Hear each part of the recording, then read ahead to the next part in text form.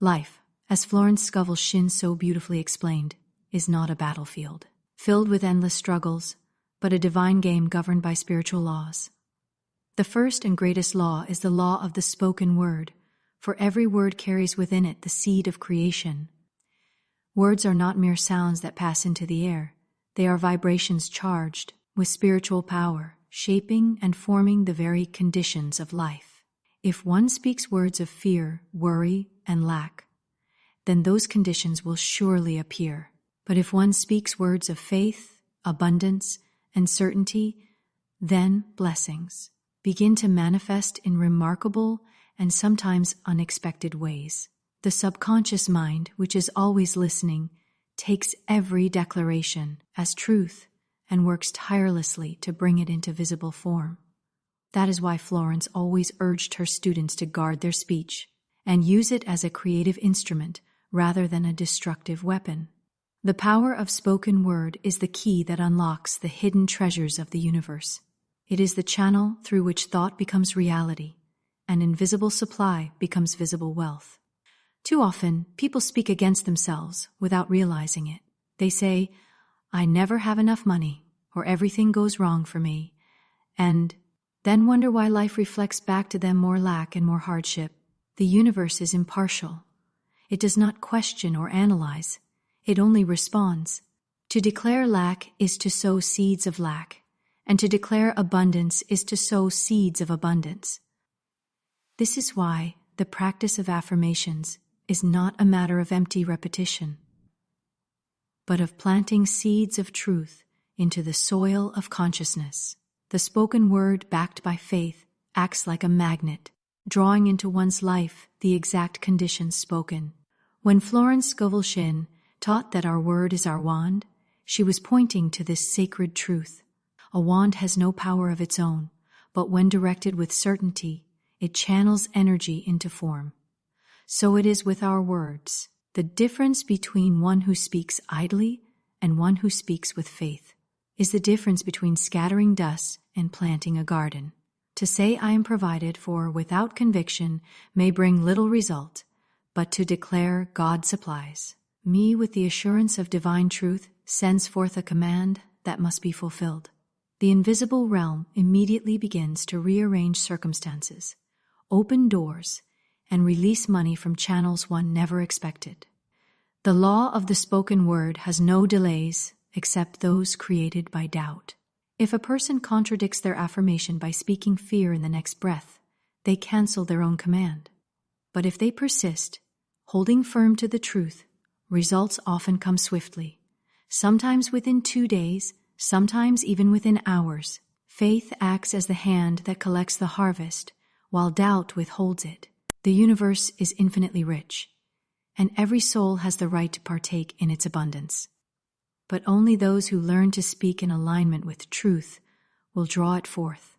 The spoken word is not merely sound carried on the air. It is a force that shapes the unseen and calls it into form. Florence Scovel Shinn often reminded her students that every word uttered is a decree, whether spoken in jest, complaint, or faith. The universe is attentive to speech, for words carry vibration and magnetic energy. They imprint themselves upon the subconscious mind, and the subconscious then sets in motion events and circumstances to bring them forth into reality. To speak of lack is to command lack. To speak of fear is to invite fear. But to speak of abundance is to open the channels of supply, and to speak of faith is to summon miracles. The power of the spoken word lies in its certainty. Idle words, spoken without conviction, drift away with little effect, but words spoken with faith and authority move mountains. The divine law does not respond to hesitation, but to confident declaration. That is why many people find their affirmations ineffective. They repeat them mechanically while still holding doubt in their hearts. Words must be joined with belief to bear fruit, just as seeds must be placed in fertile soil to grow. The soil of the subconscious receives every word as law, and it does not discriminate between truth or falsehood, fear or faith. It will create from whatever is spoken into it consistently. To understand this is to grasp one of the greatest secrets of life. People often wonder why their circumstances never change, not realizing that their daily conversation binds them to the very conditions they wish to escape. Complaints, criticisms, and words of worry reinforce the patterns of lack. But when one changes their words, one changes their world. To say, "I am divinely provided for," or "all that I need flows to me easily," is not wishful thinking, but the planting of a spiritual seed that must yield a harvest. The timing of that harvest depends upon the strength of one's faith and the absence of contradiction. There is creative power in speaking, as if the thing desired is already done. To declare God supplies me in the present tense is to affirm that the supply exists now, not in some distant future. The law of manifestation is always in the present. When one speaks as though the need is already met, the universe begins to rearrange itself to match that declaration. Often the supply comes in ways one could never have imagined, through unexpected people, sudden opportunities, or channels that appear at the perfect moment. The spoken word is the bridge between the invisible and the visible. Thoughts may remain hidden, but words give them form and power. Once spoken with faith, they become commands to the unseen forces of life. Florence taught that words are alive, and once released, they go forth and accomplish the purpose for which they are sent. The wise therefore guard their speech, speaking only that which they desire to see, knowing that every word is a seed of destiny. There are words that carry ordinary meaning, and there are words that carry divine authority. Among the simplest yet most powerful are the 3 words, "God supplies me." These words are not a wish, not a request, and not a vague hope. They are a declaration of spiritual truth, an affirmation that aligns the mind and heart with the infinite storehouse of supply. The power lies in the present tense, for to say God will supply places abundance in a distant future that never arrives, while to say God supplies me anchors the truth in the eternal now where manifestation takes place. When spoken with faith, these words open a channel through which divine provision flows into one's life.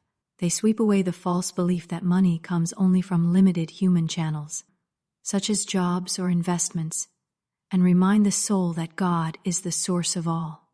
The moment a person affirms God supplies me, they shift their consciousness from lack to abundance, from fear to trust, and in that shift, doors begin to open. Unexpected money appears, debts are paid, opportunities present themselves, and needs are met in ways beyond calculation. The words do not create supply, for supply already exists in infinite measure, rather. They remove the barrier of unbelief that prevents one from receiving it. Florence Scovel Shinn emphasized that every affirmation must be spoken with conviction, for words without belief are like arrows without direction. To say God supplies me while secretly doubting it is to cancel the power of the statement, but to declare it with unwavering certainty is to send forth a command that the universe must obey. Life does not respond to hesitation, it responds to confident truth. Therefore, these 3 words must be spoken boldly, even joyfully, with the inner knowing that what is declared is already true. The simplicity of the affirmation is its strength. Many search for complex formulas or long prayers, forgetting that the divine law works through clarity and faith, not through complication. The childlike heart that says God supplies me without analyzing or questioning often sees faster results than the mind filled with doubts and endless reasoning. The spiritual law is not moved by logic, it is moved by faith. That is why miracles often come to those who trust easily, while the skeptical remain in lack. The repetition of these words throughout the day builds a fortress of faith within the consciousness. Whenever fear arises, one answers it with God supplies me. When bills appear, one speaks God supplies me. When the purse feels empty, one repeats God supplies me. In doing so, the mind is reprogrammed, the subconscious is impressed with truth, and life is compelled to manifest provision. The affirmation becomes a shield against worry and a magnet for abundance. These 3 words, though simple, hold within them the entire secret of prosperity. They remind us that we are not limited beings begging for scraps, but divine children of a limitless source. The moment we align with this truth, supply rushes to meet us, often within days, sometimes within hours, because the universe delights in proving the word when spoken with faith. Faith is the unseen power that brings invisible supply into visible form, while doubt is the shadow that blocks the flow of abundance.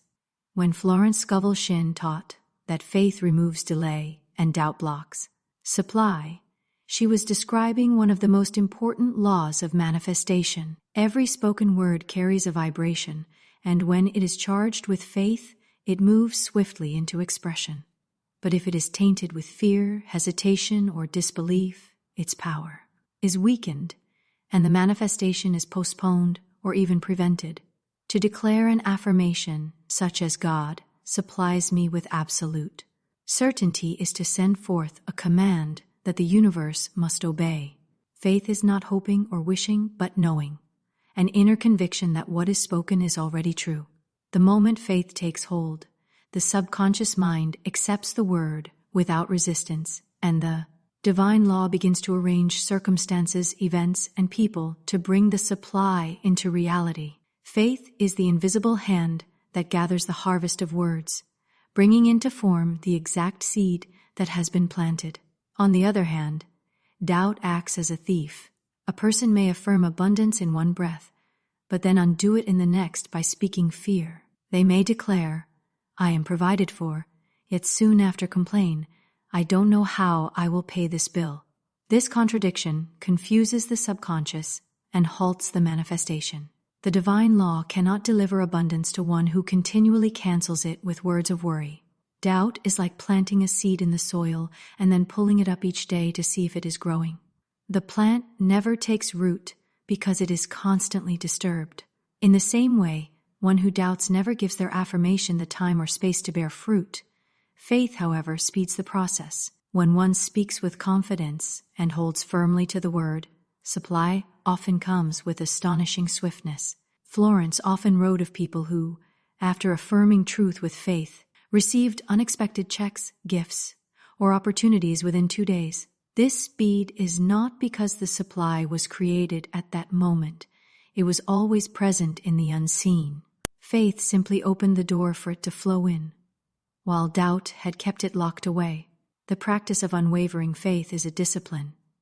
Each time fear whispers, the soul must answer with truth.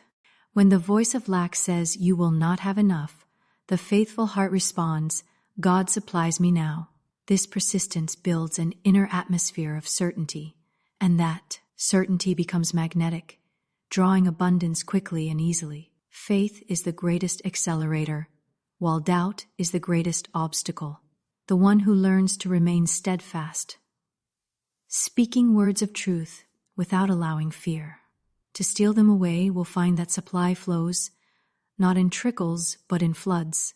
Money often appears to come from jobs, businesses, or other people, but these are only temporary channels through which divine supply flows. The true source is God, infinite and inexhaustible, and until this truth is fully understood, people remain bound to fear and limitation. Florence Scovel Shinn taught that dependence on human channels creates anxiety. For when a job is lost or a business fails, the mind falls into panic. But when one understands that God alone is the source, all fear dissolves, because the supply is no longer tied to a single person or circumstance. To affirm God supplies me is to detach from the illusion that money depends upon outer conditions, and to rest in the certainty that provision comes from an unlimited storehouse. This truth is vital because many people mistake the channel for the source. They believe their salary sustains them, or that a certain client or opportunity is the only means by which they can receive. Such thinking binds them to limitation and blinds them to the countless ways supply can flow. But when one shifts their vision to God as the source, channels become interchangeable and unimportant. If one door closes, another opens. If one opportunity fades, a new one arises. The flow of supply is never interrupted, for the source is infinite and unchanging. Understanding this also frees people from the spirit of worry. Bills and obligations no longer appear as burdens, but as opportunities for God to reveal His abundance. Instead of asking, "How will I pay this?" the soul declares, "God supplies me." That declaration lifts the mind above fear and allows provision to flow in ways the human intellect could never calculate. Very often, money arrives through avenues one never expected: an old debt repaid, a sudden opportunity, a gift, or even what seems like pure chance. But in truth, it is never chance. It is divine law answering the word spoken in faith. When a person sees God as the source, gratitude also grows naturally. They no longer cling tightly to possessions out of fear of losing them, for they know more is always coming. Giving becomes easier, generosity flows, and paradoxically, the more they release, the more returns to them. This is because they are no longer operating from the cramped belief that money is scarce, but from the expansive truth that God supplies endlessly. The law of circulation ensures that what is given freely returns multiplied. The realization that God is the source also restores peace. Work, instead of being driven by desperation, becomes an avenue of service and joy. Relationships with money change from fear to trust. Life ceases to feel like a scramble for limited resources and instead becomes a dance with infinite abundance. By detaching from channels and anchoring in the source, one lives without fear of lack. To remember daily that God supplies me is to live in unshakable confidence, knowing that provision flows continuously regardless of appearances, for the source is limitless and eternal. Abundance does not have to arrive after years of toil and struggle. It can appear swiftly when one aligns fully with divine law.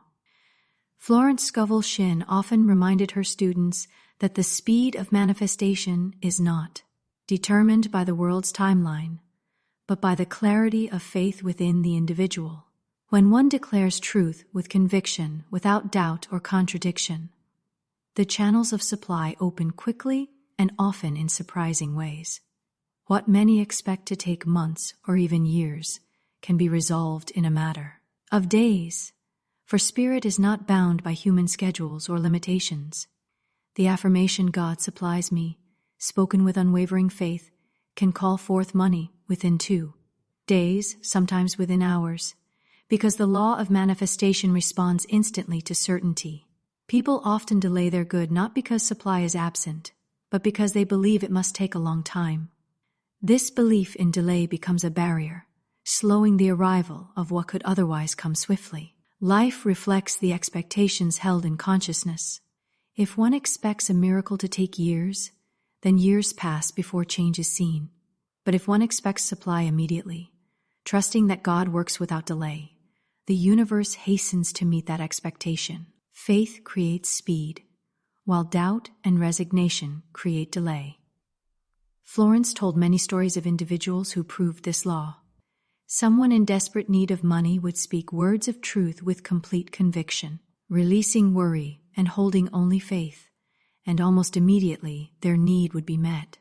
A check would arrive unexpectedly, a new opportunity would present itself, or someone would step forward to offer help. These events were not coincidences but demonstrations of divine law responding to a mind that aligned perfectly with truth. The supply was always waiting in the unseen. It appeared quickly because faith flung the door wide open. This swiftness also reveals the nature of spirit. God does not withhold abundance, nor does He require years of labor before granting provision. The delays are man-made, born of fear, disbelief, and the habit of speaking words of lack. When those obstacles are removed, abundance rushes in like water breaking through a dam. The more one trusts, the faster the manifestation occurs. That is why a simple affirmation repeated with joy and certainty can often do more than months of effort rooted in fear. The truth that miracles can happen in days teaches us to expect the best at all times.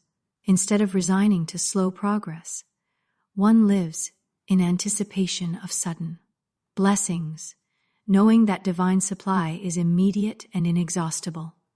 Each day becomes filled with expectancy rather than anxiety, for the soul understands that provision may arrive at any moment. To live in this consciousness is to walk in freedom, never bound by the illusion of time or the appearance of lack. Money, opportunities, and blessings can flow in swiftly when one holds fast to faith, proving that God's supply is not only abundant but immediate.